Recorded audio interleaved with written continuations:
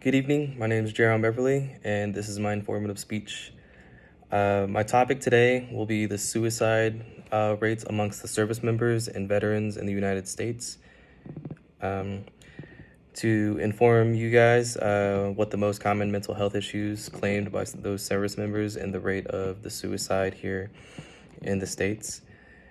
The rise of mental health claims made by active duty members and veterans and the effects it has on the Department of Defense. So, a publication written by an author named Catherine Grant in 2015 called The Health of the Force, Mental Health Care Implications and Readiness and Strategic Planning. In the book, she wrote about how service members are affected by the effectiveness of the Embedded Behavioral Health Provider Program.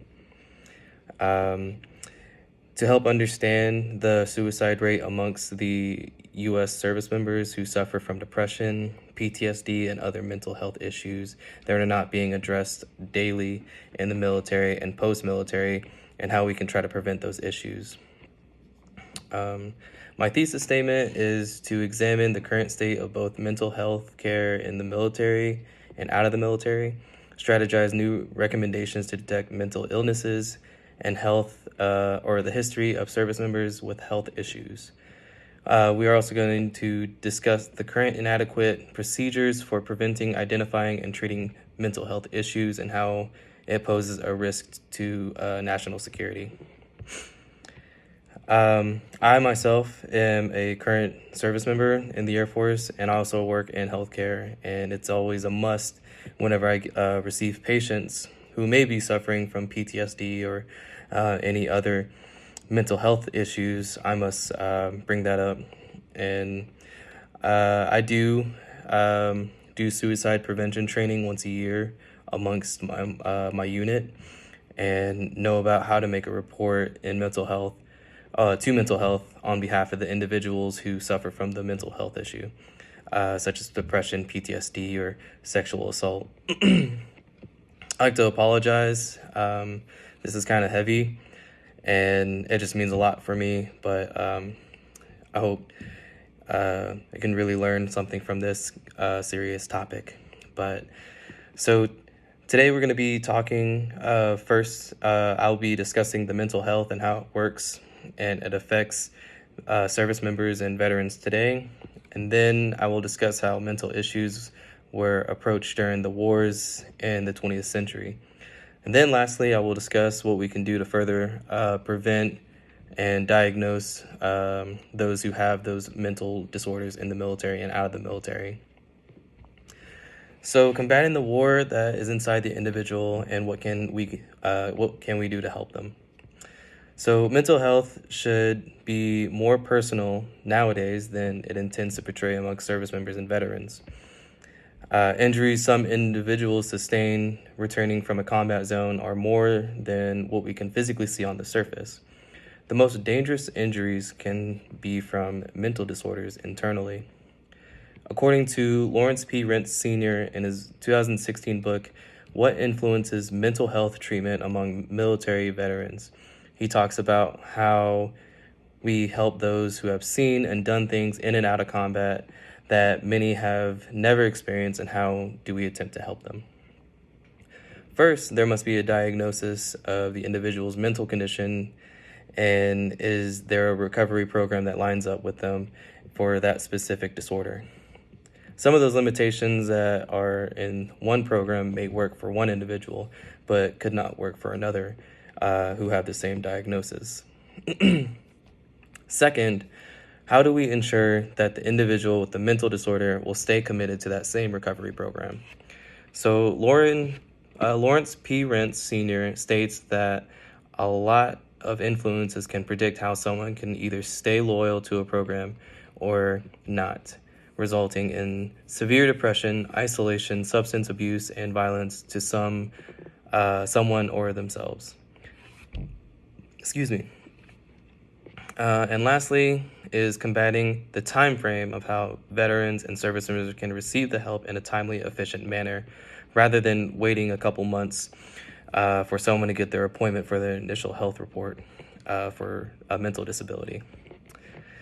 He also mentions the DSM-5, the Diagnostic and Statistical Manual for Mental Disorders, and how it has a large amount of information related to mental disorders such as depression, PTSD, or post-traumatic stress disorder, substance, medication abuse, suicidal tendencies, and many more. But according to the 2021 publications of multiple authors, one being Katarina Inuo, Evan Schaller, Christopher H. Jordan, and Christopher A. Jackson, in the Veteran and Military Mental Health Issues under the National Library of Medicine website. These doctors were more detailed about how to identify someone with one of the four main mental disorders that affect service members and veterans. Those four being PTSD, depression, substance and medicine abuse, and suicide. In the early 20th century, when service members were in a combat environment, there was the belief that soldiers would suffer no adverse long-term consequences when deployed to a combative environment. But they were still conducting studies and research to help those individuals suffer from PTSD. Or in the early 20th century, during the wars, mental health issues became an integral part of fighting in combat. According to Pols Hansen and Stephanie Oak, War and Military Mental Health, the U.S. Psychiatric Response of the 20th Century, American Journal of Public Health. Aware that screening for mental health would not prevent psychiatric problems in the U.S. Armed Forces, many psychiatrists devoted attention to the management of psychological distress during deployments. And then during the World War I, British psychiatrists first called this PTSD condition shell-shocked, with its symptoms showing psychological and physical examples such as stuttering, crying, paralysis, anxiety attacks, insomnia, confusion, onset amnesia, hallucinations, nightmares, and heart problems. The American Legion was convinced that the soldiers deserved the best possible treatment and were entitled to a pension. After 1925, however, psychiatrists began to doubt the wisdom of providing pensions because they believed the pensions reinforced disability. Psychiatrists wondered whether their efforts had contributed to the problem of a large number of ex-servicemen who had recovered from psychiatric disability after the war. And then during World War II, in 1943, psychiatrists Roy G. Grinker and John P.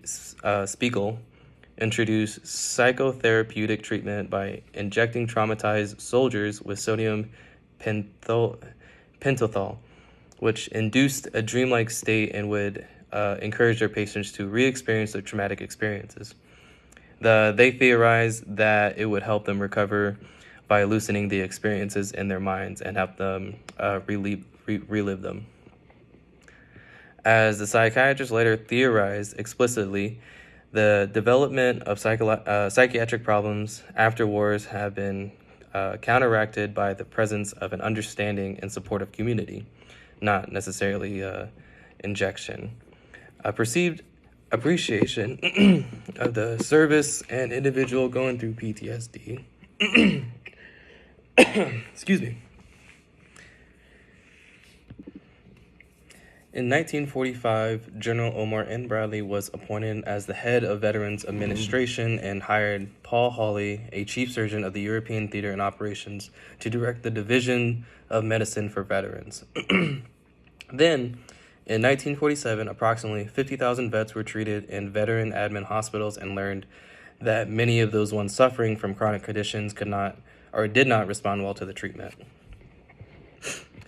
During the Korean and Vietnam War, the experiences of psychiatrists on previous wars, the U.S. Armed Forces have implemented extensive strategies to target combat stress and belief that all service personnel are potential stress casualties. So they call them combat stress control teams.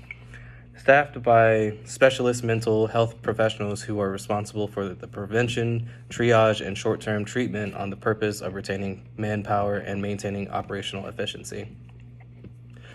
Although due to the media during that era, soldiers were also often criticized rather than looked at as heroes. And the stigma, along with the high unemployment rate, was not a good thing for the veterans' health mentally.